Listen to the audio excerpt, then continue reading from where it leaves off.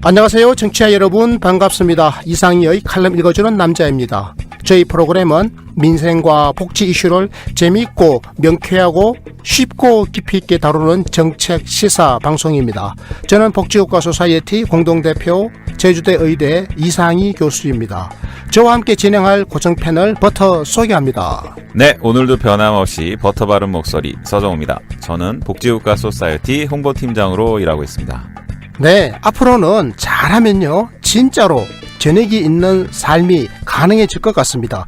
7월부터 300인 이상 사업장에서 주 52시간 근무제가 시작됐기 때문입니다. 일주일 근로 시간은 하루 8시간, 연장 근로 12시간을 포함해서 최대 52시간으로 제한됩니다. 과거 주 5일제 시행과 버금가는 거대한 변화가 시작된 것입니다. 그런데 우리 사회가 과연 이런 워라밸 사회로 가기 위한 준비가 제대로 되어 있는지 걱정하는 목소리도 있습니다.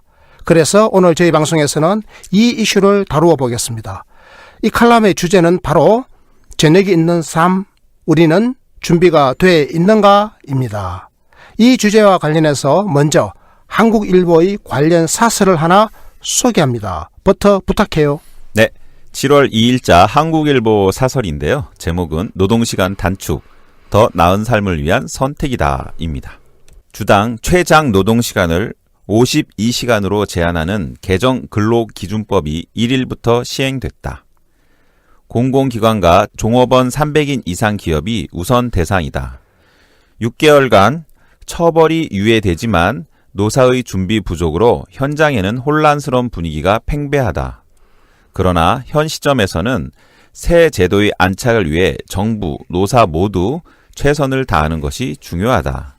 주당 최장 노동시간을 법정 40시간에 연장근로 12시간을 더해 52시간으로 제한한 의미는 단순 노동시간 단축 그 이상이다. 기존 생산 관행의 개선, 나아가 일과 생활의 균형을 목표로 삶을 개혁하는 신호탄이기 때문이다. 안녕하세요. 별PD입니다. 여러분, 하트 잊지 않으셨죠? 네, 지금 바로 꾹 눌러주세요. 감사합니다. 네, 7월 1일부터 개정 근로기준법이 시행됐습니다. 그래서 공공기관과 종업원 300인 이상의 대기업에서 우선적으로 시행되기로 했는데요.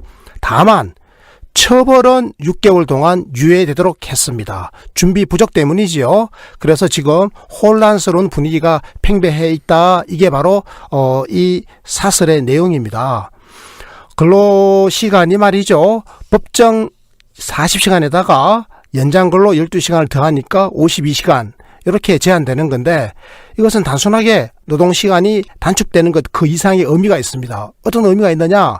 기존의 생산 관행을 거대하게 개선하는 것이고 나아가 일과 생활의 균형을 이루는 것, 그러니까 워라밸 사회로 진입하는 것이다. 이렇게 지금 이야기를 하고 있는데요. 네. 사실 말이죠. 버터 한번 생각해 보십시오. 네. 근로기준법을 지켜라 하면서 그 자기 몸을 불살랐던 분 기억나십니까? 누구죠? 전태일 열사가 생각나요. 그렇습니다. 아, 우리 버터 똑똑해요. 전태일 열사 아니겠습니까? 청계천에 가끔씩 갑니다. 아, 진짜입니까? 네네. 우리 버터는 마음속에 노동의 정신이 있나 봐요. 그 이소선 합창단이라고 혹시 아십니까? 아, 알죠. 예, 거기 합창단에서 제가 노래도 한번 했었어요. 아, 그렇습니까? 네. 사실 전태일 열사가 활동할 때만 하더라도 아동 노동이 심각했거든요. 아이들도 노동을 길게 했는데요. 심지어는 하루에 16시간을 일했다고 합니다. 하루 24시간 중에 8시간 빼고 16시간을 일하는 그런 나라였죠. 네. 이게 바로 반세기 전이었습니다. 그런데 지금으로부터 14년 전 2004년입니다. 사실 근로기준법이 개정되어 가지고 주 40시간 노동이 법제화가 됐습니다. 좋지 않아요? 좋죠. 2004년에 주 40시간 노동이 법제화됐어요. 네. 그런데 실제로 40시간만 일했습니까? 그렇지 않았죠. 그렇지 않았죠. 바로 노동부의 행정 해석에 의해서 이 근로기준법 자체가 무력화됐던 겁니다. 그 유명한 노동부의 그 행정 해석이 바로 뭐냐? 일주일은 며칠입니까? 이건데요. 노동부에서는 버터 일주일을 5일로 잡았습니까? 7일로 잡았습니까? 7일로 잡은 걸로 아는데. 노동부가 그 일주일을 7일로 잡았다고요? 아, 5일로 잡았습니다. 네, 주 5일. 일주일이 7일이라고 말씀하셨던 것은 이제 하느님이죠. 네. 하나님은 일주일이 7일이니 주일은 쉬어라 이렇게 했지 않습니까? 그렇습니다. 그래서 일요일 날 교회 가고 그러지 않습니까? 네, 주일을 그런데- 지킨다. 이렇게 그렇습니다. 얘기하죠. 그런데 노동부는요. 일주일은 5일이다 그랬습니다. 네, 그래서 일주일 5일 동안에 40시간을 일하는 겁니다. 그렇습니다. 맞죠? 네. 40시간을 일해요. 네, 여기에 연장 근로가 12시간이 허용돼 있었거든요. 네, 더하면 52시간이죠. 그렇습니다. 이것은 일주일 동안에 하는 일이지 않습니까? 네, 5일 동안 하는 일이죠. 그러니까 주말 이틀이 남았습니다. 하루에 8시간 근로제니까 토요일 날 8시간, 일요일 날 8시간. 더하면 몇 시간이죠? 16시간 아닙니까? 네, 이 16시간을 앞서 52시간에 더하면 몇 시간이 되죠? 52 더하기 16. 바로 68시간 노동제가 됐던 겁니다. 네, 그래서 지금까지는 우리가 68시간 노동이 법적으로 허용됐던 건데 네. 얼마 전에 근로기준법이 개정돼 가지고 그 개정된 근로기준법이 바로 7월 1일부터 시행된 겁니다. 일단 엊그제부터. 300인 이상 사업장부터 시행하는 그렇습니다. 거죠. 공공기관과 네. 300인 이상 사업장에서부터 시작된 거죠. 네. 그러니까 이제 공공기관과 300인 이상 사업장은 52시간 노동제를 적용을 받는 거죠. 네. 맞습니다. 근로기준법을 개정하면서 일주일은 7일이다 이렇게 명시를 해버렸습니다. 그러니까 이제 일주일은 7일이고 네. 그 7일 동안에 주 40시간만 노동하고 여기에 12시간의 연장 근로만 허용됩니다. 그러니까 40 더하기 12 그러니까 52시간 일주일 7일 동안 52시간 노동만 허용된다. 이게 바로 7월 1일부터 2018년 7월 1일부터 시행되는 건데요. 공공기관과 300인 이상을 상시 고용하는 대규모 사업장에서부터 먼저 실시된다. 그러면 52시간을 넘기게 되면 뭐 과징금이 불법입니다. 처벌받습니다. 그 이야기는 좀 이따가 차분하게 우리 리포터 함께 논의하기로 하고요. 네. 자, 한국은 그동안에 최장의 노동시간이라고 하는 그 오명을 벗지 못했잖아요. 그렇습니다. 자, 우리나라보다 OECD 국가 중에서 노동시간이 더 긴 나라가 딱 한 나라가 있습니다. 멕시코. 버터 멕시코 압니다. 역시 멕시코가 버터의 항상 지식은. 우리를 꼴찌에서 면해주게 하는 나라. 네, 역시 버터의 지식은 서해안 갯벌과 예. 같습니다. 근데 요번에 멕시코 국민들이 한국을 엄청 많이 좋아하게 됐습니다. 네, 월드컵이죠. 예, 월드컵에서 저희가 독일을 꺾는 바람에 멕시코가 16강에 진출하는 바람에 대사관까지 사람들이 몰려와서 막 축 고맙다는 막 인사를 하고 그랬다고 하네요. 네, 그렇습니다. 멕시코. 바로 그 멕시코는요, 1년에 근로자 한 명당 몇 시간을 일하느냐? 2,348시간을 일합니다. 2,348시간. 네. 우리나라는요, 2,052시간을 일하고요, 독일은요, 심지어, 독일은요, 1,300시간을 일합니다. OECD 평균은 몇 시간이냐? 1,700시간입니다. 우리는 OECD 평균에 비해서는 한 300시간 정도 더 깁니다. 그러니까 300시간이니까 8로 나누면 8 계산 안 되는 거 자꾸 합니다. 우리 버터. 자, 버터 어떻습니까? 네, 노동시간 단축은 수십 년 동안 한국의 성장을 지탱해온 장시간 저임금 노동과의 결별을 의미하는 거라고 생각이 됩니다. 결별이지요? 네. 이제는 선진국으로 가기 위해 노동의 양보다 질을 중시하는 것이고요. 결국 노동 생산성을 높이지 않으면 이제 더 이상 세계 시장에서 한국 경제가 설 자리가 없다는 사실을 직시할 필요가 있습니다. 노동계도 노동시간 단축을 노동 강도의 강화라고 부정적으로만 볼 게 아니라 노동시간을 더 효율적으로 활용해서 노사 모두 생산성을 높이는 계기로 삼아야 될 것 같습니다. 이게 바로 모두가 이기는 길이죠. 외국인 회사 같은 경우 이런 게 참 잘 적용되고 있습니다. 진짜 일하는 시간은 아주 그냥 엄청나게 일을 열심히 하고 딱 시간 되면 끝나고. 예. 대표님 어떻게 보십니까? 네, 저도 버터와 같은 생각을 가지고 있는데요. 사실 얼마 전에 다큐멘터리가 하나 나왔는데요. 심상정 의원이 출연을 하셨던 덴마크 다큐멘터리 사례인데요. 그러니까 심상정 의원이 덴마크까지 간 거죠. 그때? 가셨습니다. 네. 대선에서 실패하고 난 일종의 다음에 덴마크 탐방기 비슷한 탐방 느낌이죠. 다큐멘터리인데요. 네. 실제로 대선에서 실패하고 난 다음에 네. 아마 마음에 짐도 좀 털어낼 겸 아마 여행 삼아 가셨던 것 같은데요. 좋을 것 같습니다. 굉장히 신선한 충격이었을 겁니다. 그분들은 이제 주 40시간 노동을 하지 않습니까? 그런데 네. 일하는 동안에는 정말 빡세게 일을 하거든요. 그런데 그 빡세게 일하는 게 자기가 즐거워서 하는 거예요. 막 인상을 쓰면서 하는 게 아니라 굉장히 유쾌하게 일을 해요. 좀 이렇게 열심히 일하고 좀 쉬고. 예. 그렇습니다. 워라벨이 그나마 아주 그야말로 잘 돼 있죠. 아, 그렇습니다. 워라벨이죠. 네. work, 일이죠. and, 이죠. and life. 네. 일과 삶. 네. 이것이 밸런스. 밸런스. 네. 워라벨. 네, 그렇습니다. 저도 그런 의미에서 버터와 생각이 같은데요. 결국은 여성의 사회적 진출이 활발해지면서 이미 우리 가정에서 전통적인 남녀의 역할 구분이라고 하는 게 사라지고 있거든요. 네. 이제 남성도 가사에 참여를 해야 됩니다. 그게 가능해지는 거죠. 이제 남성의 육아 이게 가능해지고요. 육아 시간, 가사 참여 시간도 늘어날 수 있다. 이런 삶의 균형 찾기, 이것이 이제 우리 사회를 보다 더 성숙해지게 만들 것이다. 저는 이런 생각을 하고 있습니다. 저도 그렇습니다. 네. 그런데 버터, 네. 그 7월 2일 날 열렸던 수석 비서관 보좌관 회의에서 문재인 대통령께서 말이죠. 이 주 52시간 노동제와 관련해서 중요한 말씀을 하셨거든요. 그렇습니다. 이 중요한 메시지 저는 우리 청취자들과 정말 음미하면서 함께 듣고 싶습니다. 네. 그 버터의 약간 느끼한 목소리로 차분하게 들려주시겠습니까? 최대한 안 느끼하게 한번 읽어보겠습니다. 네, 고맙습니다. 이날 회의에서 나온 문재인 대통령의 직접적인 멘트를 좀 정리해서 천천히 읽어보겠습니다. 잘 음미해 보시기 바랍니다. 제 생각에도 정말 주옥 같은 말씀이라는 생각이 듭니다. 자, 읽어보겠습니다. 노동시간 단축은 과로 사회에서 벗어나 나를 찾고 가족과 함께하는 사회로 나아가는 중요한 계기가 될 것이다.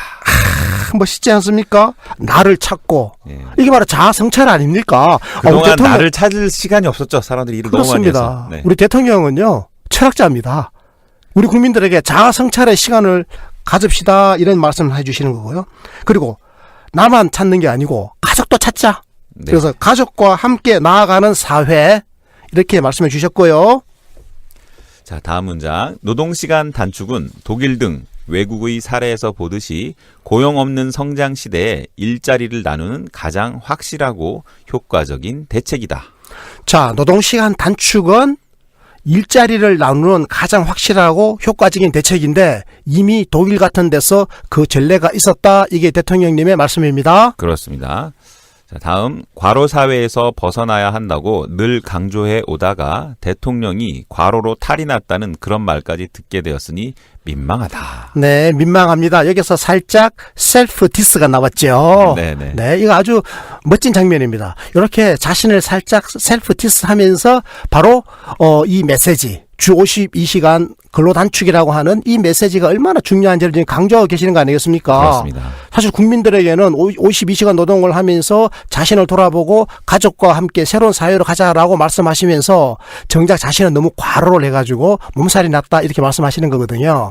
그러니까 과로 사회에서 벗어나는 것이 올바르다, 이런 주장을 하고 계시는 거죠. 네. 자, 과로 사회에서 벗어나야 한다, 이 메시지였습니다. 노동시간 단축은 노동 생산성의 향상으로 이어지는데 그동안 습관적인 장시간 연장 노동이 우리나라 노동 생산성을 낮은 수준에 머물게 했다. 주당 노동시간이 1% 감소하면 노동 생산성이 0.79% 상승한다는 국회 예산정책처의 연구 결과도 있듯이 우리 기업도 높아진 노동 생산성 속에서 창의와 혁신을 토대로 더 높은 경쟁력을 발휘할 수 있을 것이다. 대통령님의 말씀은 노동시간 단축은 결과적으로 우리 경제의 경쟁력을 높일 수 있다, 이 말씀이에요. 그렇습니다. 노동시간을 줄이면 우리 경제의 경쟁력이 떨어진다라고 하는 일각의 비판도 있는데 대통령께서는 정반대의 말씀을 하셨습니다. 정확하게 그 근거를 들었는데요. 주당 노동시간이 1% 감소하면 노동 생산성이 0.79% 상승한다. 이게 바로 국회 예산정책처의 연구 결과입니다. 대통령께서 이 연구 결과를 정확하게 인용하시면서 노동시간 단축은 노동 생산성의 향상으로 이어진다, 이렇게 말씀해 주셨습니다. 네. 무엇보다 중요한 것은 노동시간 단축이 과로로 인한 과로사와 산업재해를 획기적으로 줄이고 졸음운전을 방지해 귀중한 국민 생명과 노동자 안전권을 보장하는 근본 대책이라는 점이다. 노동시간을 단축하게 되면 과로사가 줄어들겠죠? 네. 그리고 산업재해가 줄어들 겁니다. 그리고 졸음운전도 줄어들겠죠. 그렇죠. 이 많이 잘 수 있으니까요. 졸음운전으로 인한 사고, 이게 교통사고의 굉장히 중요한 원인 아니겠습니까? 졸음운전이 음주운전보다 훨씬 더 위험합니다. 그렇습니다. 음주운전 마찬가지로 이 졸음운전도 굉장히 위험한 사망사고로 이어질 수 있고요. 네. 또한 사업장에서 과로사, 산업재해로 인한 각종 질병과 부상, 그리고 사망, 이런 것들을 줄일 수 있는 획기적인 방법, 그것이 바로 뭐라고요? 노동시간의 단축이다. 이렇게 대통령께서 말씀을 해 주셨습니다. 이것이 바로 국민의 생명과 노동자의 안전을 보장하는 근본적인 대책이다. 이런 말씀도 곁들여 주셨습니다. 네. 세계 어느 나라를 둘러봐도 우리 정도 수준을 갖춘 나라 가운데 우리처럼 장시간 노동에 시달리는 나라는 없다.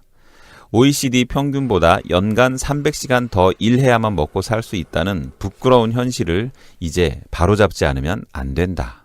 우리나라는 연간 근로자 1인당 노동시간이 2052시간인데요.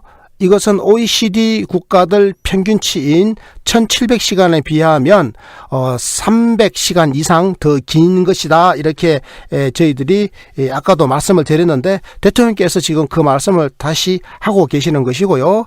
그래서 부끄러운 이 현실을 이제는 바로잡지 않으면 안 된다. 그러니까 국민 여러분들께서 도와주시고 함께해 주십시오. 이런 메시지를 던지신 겁니다. 네. 노동시간 단축은 300인 이상 기업부터 단계적으로 시행되며 정부는 시행 초기 6개월을 계도 기간으로 삼아 법 위반에 대한 처벌에 융통성을 주기로 함으로써 기업의 부담을 많이 낮춰줬다.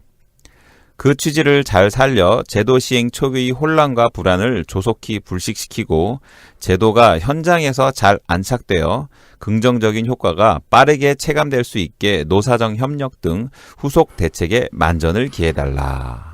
네, 아주 좋은 말씀입니다. 마지막에 노사정이 협력해서 후속 대책을 마련하는데 만전을 기해달라 이렇게 간곡하게 부탁의 말씀을 하셨지 않습니까? 네. 이거는요, 노사정이 정말로 머리를 맞대가지고 지혜롭게 협력해야 됩니다.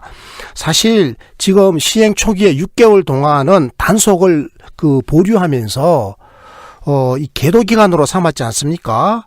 그래서 법 위반에 대한 처벌의 융통성을 주기로 했는데요. 저는 이 기간 동안에 정말로 노사정이 잘 좀 협력을 했으면 좋겠다 이런 생각을 하고 있습니다.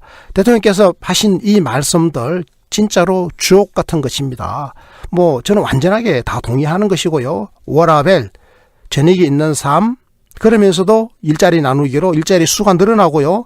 또 단위 시간당 우리 노동 생산성도 향상돼 가지고 선진국 수준으로 나아갈 수 있고 더불어 가족과 함께하는 삶, 양성평등에 기여하는 정책, 이것이 바로 근로시간 단축이다 이렇게 생각을 하는데요.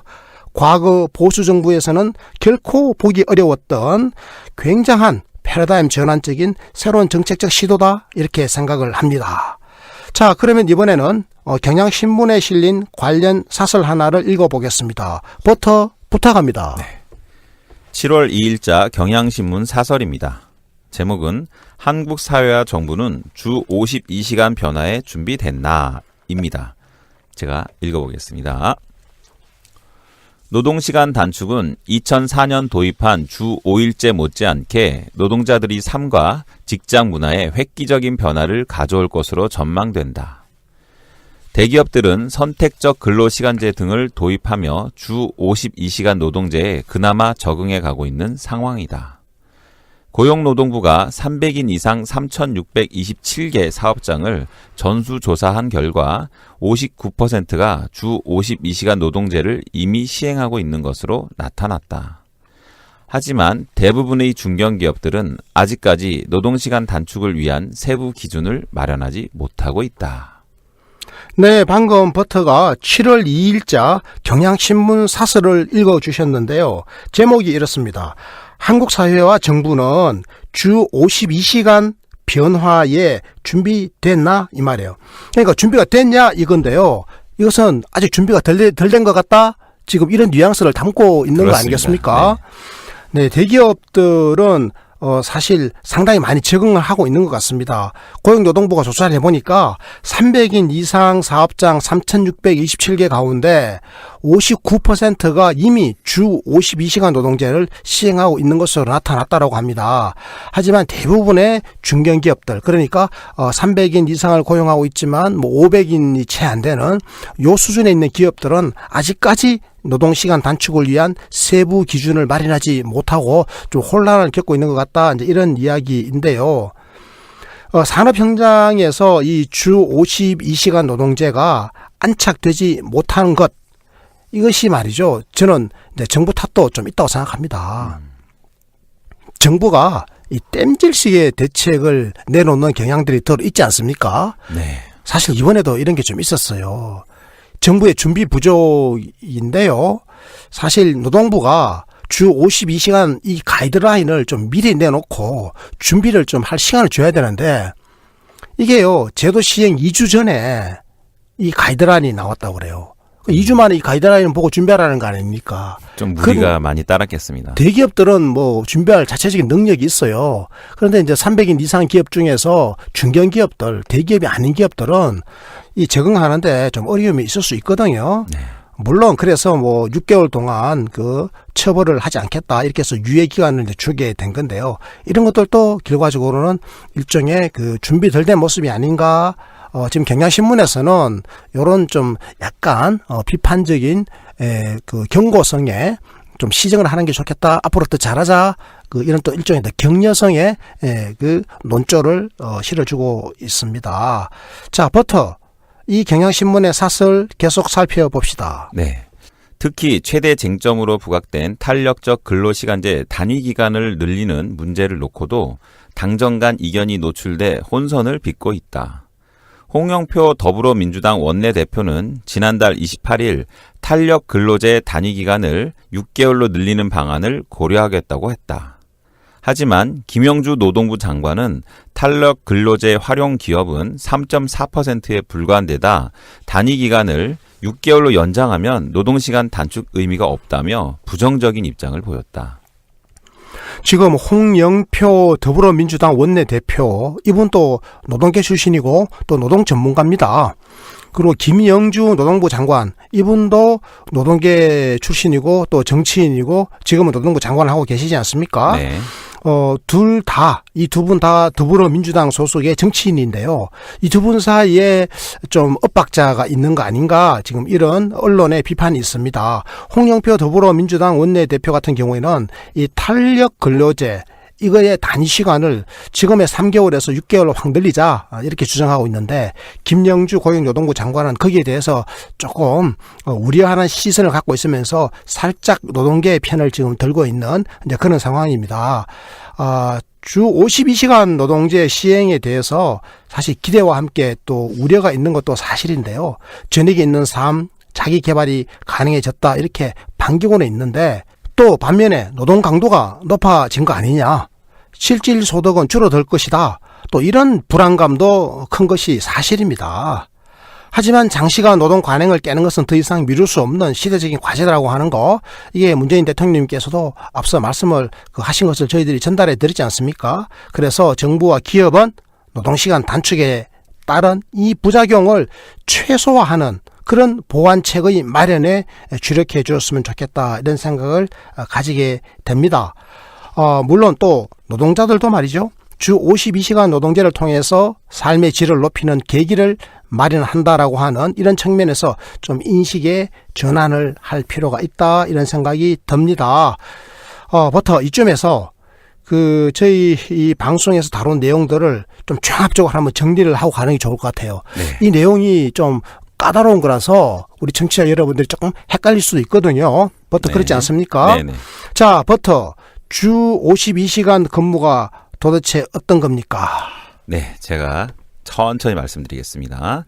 자, 주 52시간, 주 5일 근무를 기본으로 하루에 8시간 근무입니다.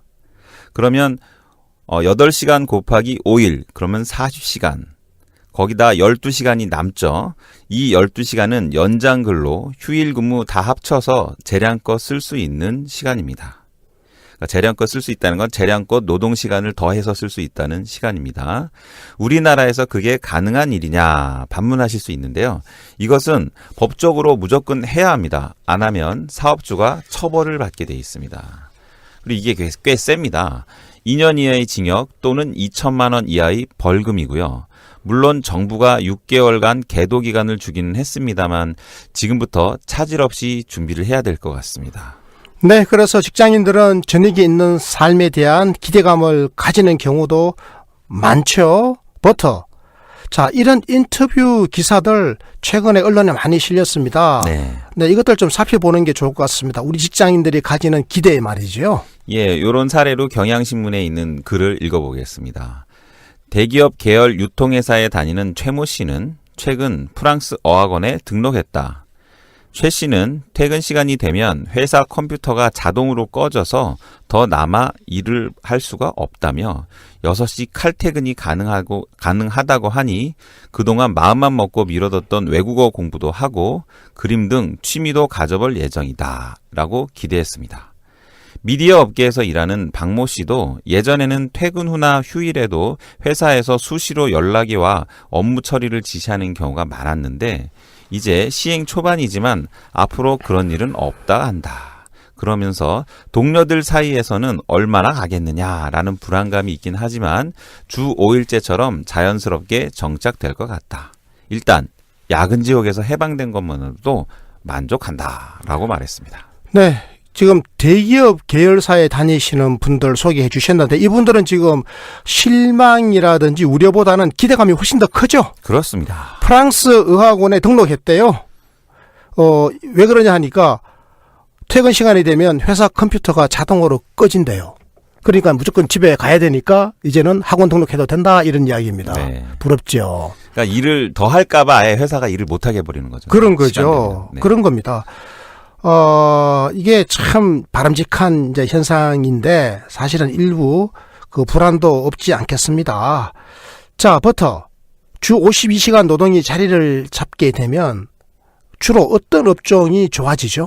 네, 노동 시간을 이제 52시간으로 단축하면 저녁이 있는 직장인들을 잡기 위해서 관련 업계도 발빠르게 움직이고 있습니다. 그러니까 이제 저녁이 있는 삶이 되면 이제 종땡 치면 집에 갈 거 아니겠습니까? 예, 자, 그러면 문화 생활을 해야겠죠. 아, 이분들이 공연이나 이제 문화생활. 영화 업계. 네. 공연. 네.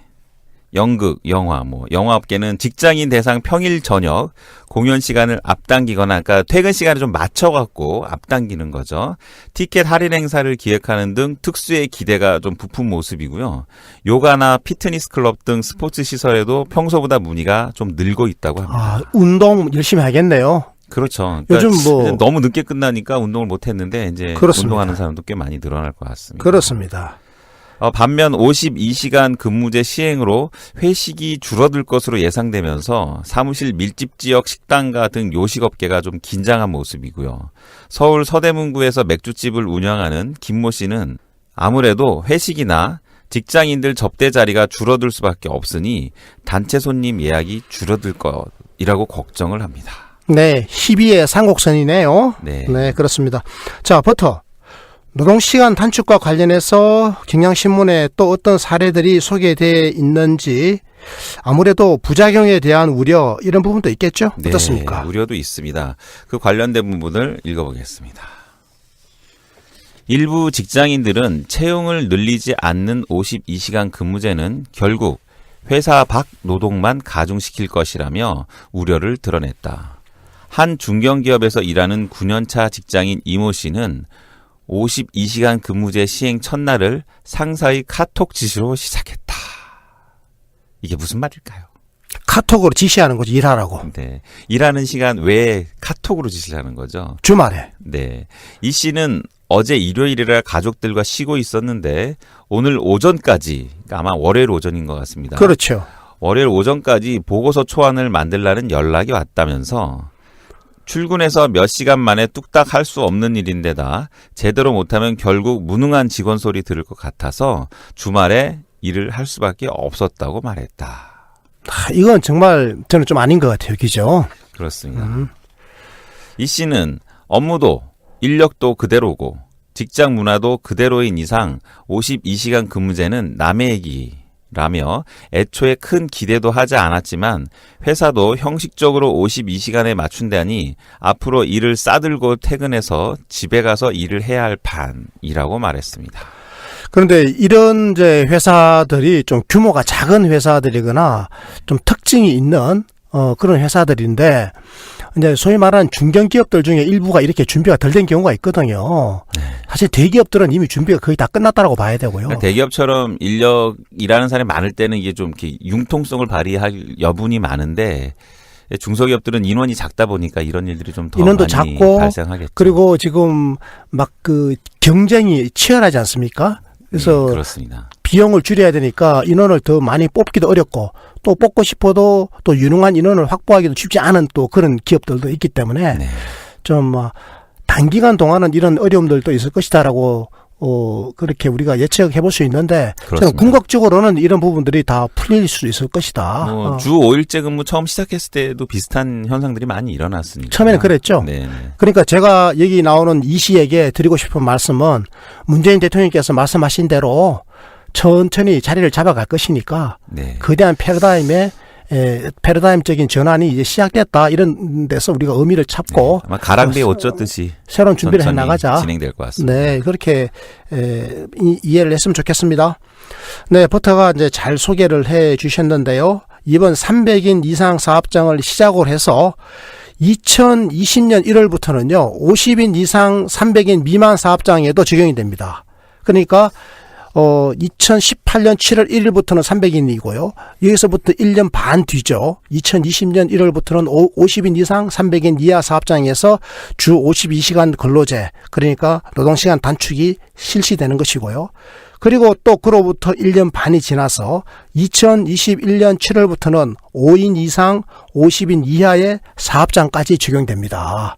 이렇게 되면 이제 5인 이상의 모든 사업장에 52시간 근로제가 적용이 되는 것이죠. 정부는 또 앞서 말씀드린 대로 올해 말까지 6개월 동안은 처벌이나 단속의 유예기간을 이제 두기로 했고요. 계도기간으로 삼아서 부작용을 최소화할 수 있도록 보완책을 마련하겠다 이렇게 발표를 했습니다. 그런데 동아일보가 고용노동부 장관을 비판하는 사설을 발표했는데요. 이 내용을 버터가 소개해 드리겠습니다. 네, 7월 2일자 동아일보 사설인데요. 제목은 고용부 장관 노동계 편드느라 탄력 근로 어깃장 놓나입니다. 김영주 고용노동부 장관이 지난달 29일 근로시간 단축 시행을 앞두고 탄력 근로제를 6개월로 하면 노동시간 단축의 의미가 없다며 사실상 노동계의 손을 들어줬다. 탄력 근로제는 일이 몰리는 기간에 근무 시간을 늘리는 대신 다른 기간에 근무를 줄여 평균 근로시간을 맞추는 방식이다.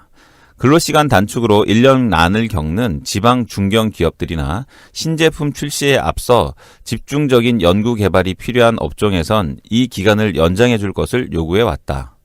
김동연 경제부 총리와 홍영표 더불어민주당 원내대표도 이미 단위 기간을 연장하는 방안을 조속히 마련하겠다고 지난달 기업들과의 간담회에서 약속했다.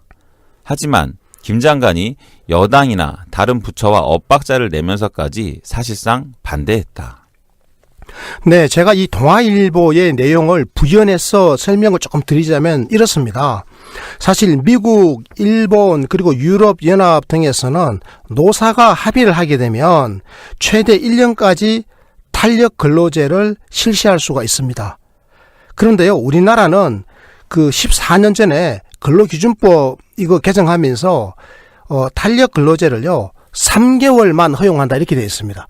그러니까 3개월 기간 안에서 조정을 할 수 있는 건데요. 하루에 뭐 10시간 일했으면 그리고 2시간 많이 일한 거지 않습니까? 그럼 나중에 그 2시간을 빼야죠. 그래서 3개월을 단위로 해가지고 전체적으로 더하고 빼고 해가지고 8시간을 맞추면 되는 거예요. 하루에. 그러니까 주 52시간을 3개월 단위로 해가지고 조정을 하는 겁니다.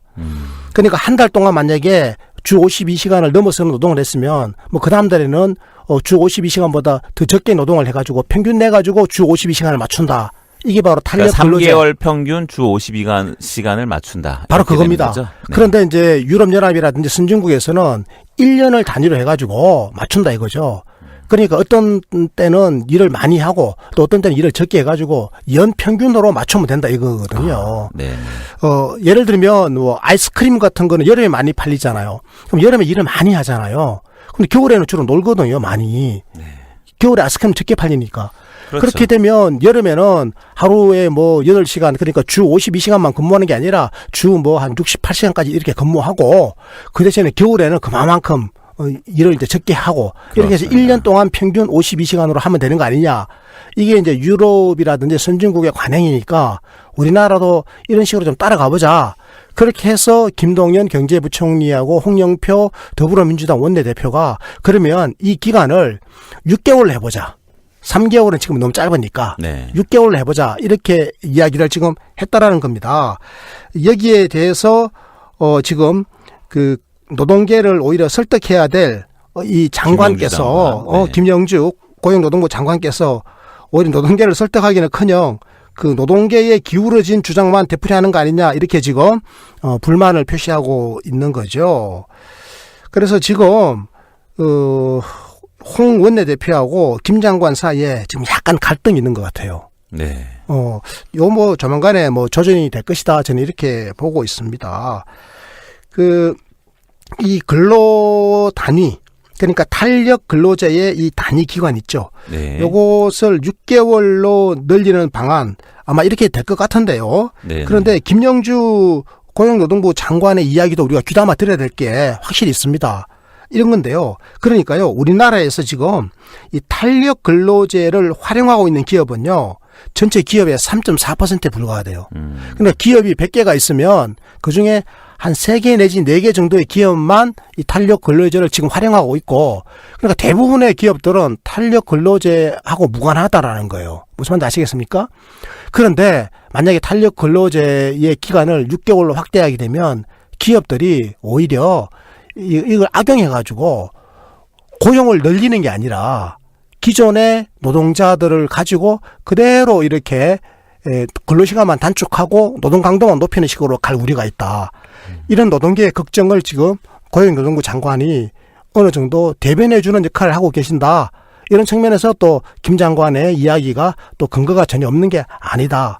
그렇다라고 해서 또 홍영표 원내대표 주장이 근거가 없는 것도 아니다. 네. 외국의 선례가 있기 때문에 아마 적정한 수준에서 조율되고 타협될 필요가 있다. 이렇게 생각을 합니다.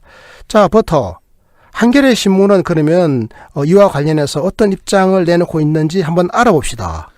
네, 6월 30일자 한겨레 신문 사설인데요. 제목은 노사정 기존 관성으론 주 52시간 시대 불가능하다입니다.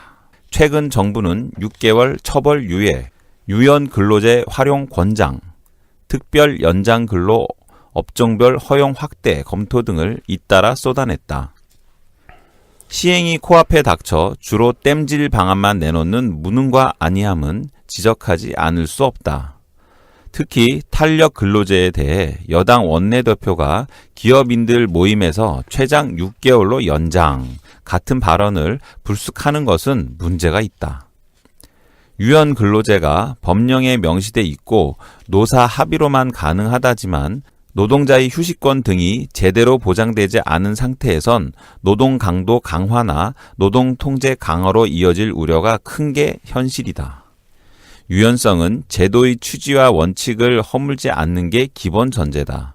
주 52시간이 막상 닥치자 정부가 유연성만 강조한다면 제도의 연착륙이 아니라 형해화로 이어질 수 있음을 알아야 한다.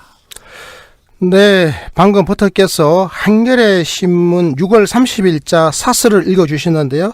그 제목은 바로 노사정, 기존의 관성으로는 주 52시간 시대 불가능하다입니다. 그렇습니다. 여기에서 지금 한겨레 신문은 노사정 모두에게 일정한 경고성의 메시지를 날리면서 잘 해달라고 요청을 하고 있는 거 아니겠습니까? 네.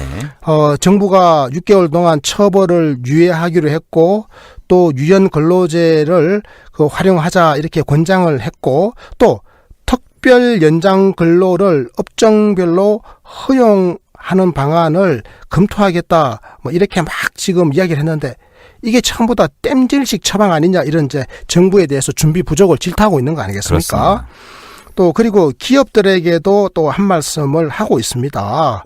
기업들에게 노동자들의 휴식권이 제대로 보장되지 않는 상태에서 노동 강도만 강화하고 노동 통제만 강화한다면 이건 바람직하지 않다. 이렇게 또 일갈하고 있습니다.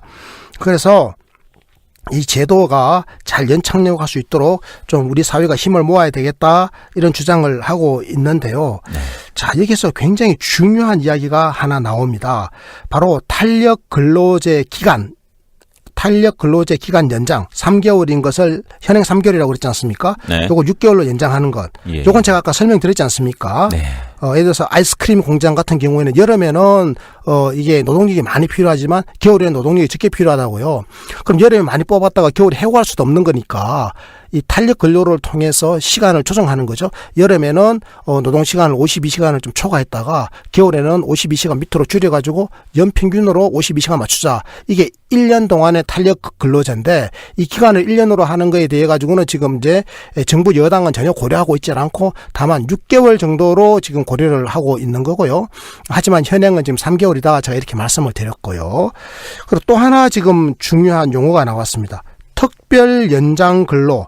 이 특별 연장 근로라고 하는 게 뭔지 요게 쟁점인데요. 제가 특별 연장 근로가 무엇인지를 잠깐 설명해 드리겠습니다. 네네. 자연재해가 났다라든지 사회적으로 재난이 발생했다 이런 특별한 사정이 있는 경우에 고용노동부 장관이 인가를 하게 되면 주 52시간을 초과하는 근무가 가능한 것. 이것이 바로 그 연장 근로를 정부가 인가해 주는 거지 않습니까? 네네.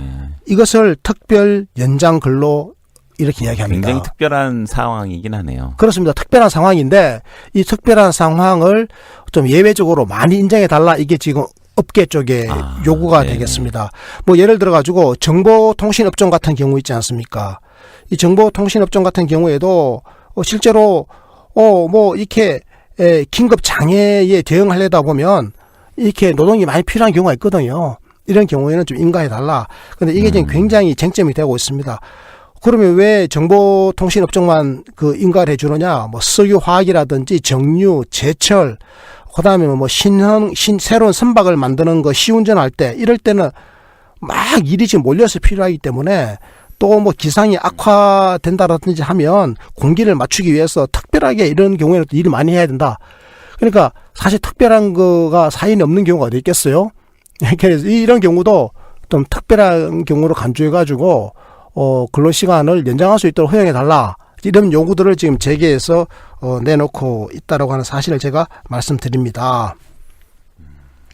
지금은 노동계가 인원의 충원, 휴식권의 보장 같은 이런 요구들을 하는 것, 이거 뭐 다 좋다 이거죠. 그런데 휴식권 보장과 인원 충원 이런 건 다 좋은데 이거 뭐 바람직한 거죠. 그런데 임금 삭감이 단기적으로 초래될 수가 있잖아요. 왜냐하면 근로시간이 줄어드니까. 그렇습니다.